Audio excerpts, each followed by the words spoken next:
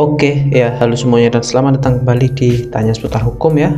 Kalau sebelumnya kita sudah membahas dan bagaimana menyusun teknik menyusun gugatan rekonvensi atau gugatan balik ya, untuk kali ini kita akan membahas dan akan saya jelaskan mengenai bagaimana tata cara untuk menyusun teknik menyusun yang namanya eksepsi atau perlawanan lah, intinya eksepsi.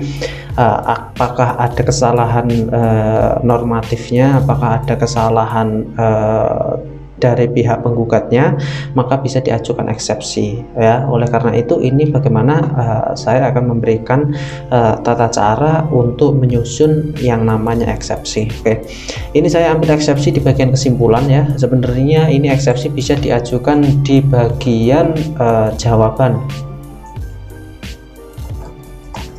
Bisa diajukan di bagian jawaban eksepsi, yaitu jawaban atas gugatan. Nanti eksepsi itu menilai bagaimana apakah ada kesalahan formil mengenai sebuah gugatan atau permohonan tersebut untuk menolak atau hakim nanti memutuskan tidak menerima gugatan tersebut ya. Ini salah satu upaya agar sebuah gugatan itu tidak diterima oleh majelis hakim, yaitu dengan mengajukan eksepsi. Yang pertama, untuk mengajukan eksepsi untuk awal-awalnya sama ya, seperti halnya judul, identitas para pihak.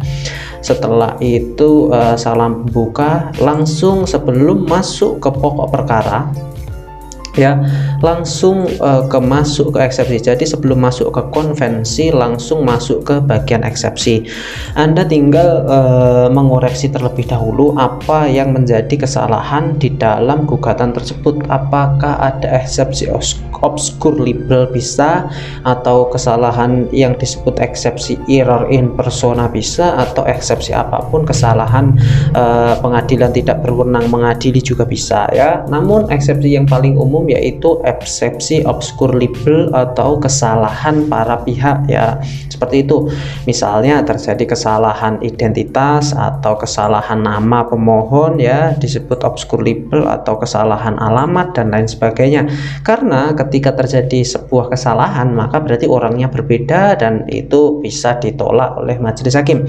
Yang pertama, Anda tinggal menuliskan kata seperti ini, bahwa sudah sangat jelas dikatakan banyak terjadi kesalahan dalam permohonan sehingga tetap dalam pendiriannya mengenai eksepsi termohon, yaitu misalnya identitas salah, di bagian posita juga ada yang salah, misalnya penyebutan nama salah dan lain sebagainya, sehingga pemohon menyatakan permohonan pemohon itu kabur atau obskur libel seperti ini ya. Setelah itu di yang kedua Anda bisa mencantumkan mengenai doktrin-doktrin para ahli dan para filsafat atau filosof ya mengenai doktrin-doktrin tersebut atau doktrin hukum serta landasan dan regulasi hukumnya, bahwa sudah sangat jelas seperti yang sudah dasar gugatan yang kabur dan tidak jelas seperti ini ya, karena tidak terang maksud dan tujuannya ya. Menurut M. Yahya seperti ini kan doktrin dari para ahli. M. Yahya halaman 448 mendefinisikan bahwa yang dimaksud obskur libel adalah isi gugatannya tidak jelas atau gelap ya, dan ini tidak memenuhi syarat formil ya. Anda bisa cantumkan undang-undang, Anda bisa cantumkan peraturan pemerintah, Anda bisa cantumkan doktrin para ahli mengenai eksepsi obskur libel tersebut. Dan setelah itu Anda bisa ajukan mengenai penolakan, yaitu seperti ini: jika tidak jelas maka gugatan tidak bisa diterima, atau gugatan tidak dianggap gugur atau tidak bisa diterima.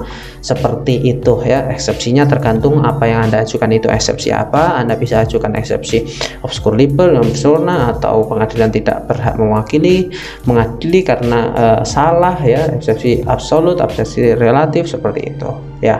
Jadi itu tadi contoh menyusun eksepsi, teknik menyusun eksepsi dalam sebuah jawaban. Saya pikir itu cukup ya. Seperti biasa, semoga bermanfaat dan terima kasih.